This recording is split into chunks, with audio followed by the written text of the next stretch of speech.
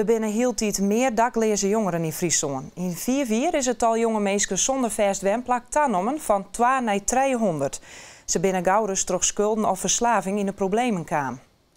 De 26-jarige Michael had zo'n 3 maanden een plakje in de crisisopvang in Burgum. Een uitkomst, want oor ziet er op straat sliepen matten. Dit is mijn kamer. Ja, het is niet zo heel groot, maar je hebt alles wat je nodig hebt. Je hebt een eigen wasbak, eigen televisie, je hebt een eigen bed. Ja, het is niet veel, maar het is iets. Hij is weer alcoholist en mem skopt hem de deur uit. Michael kon even bij zijn omke te lenen, maar hoe daar is, liep hij op stritten. Bij mij ging het mis met werk zoeken. Ja, van school afkomen en niet gelijk een baan krijgen. Dus ook geldproblemen. En vanwege mijn verleden ook naar de alcohol gegrepen. Waardoor ik dus sinds mijn 19e hier en daar ben gaan moeten slapen.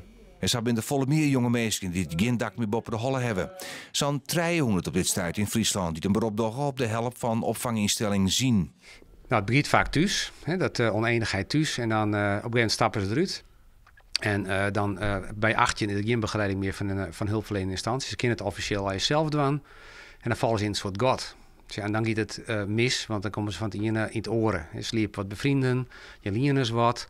De studiebeurs komt net touw, of je het stopzetten wegens het niet verschijnen op school. Er zijn al je verschillende oorzaken die ertoe leiden dat ze dan in moeilijkheden komen.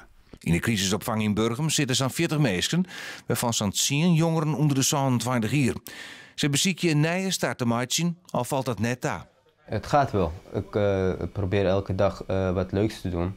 En ook op het gebied van werk zoeken en zo. Ja, het is een rot situatie, maar eigenlijk ook wel dankbaar dat dit er is. Ja.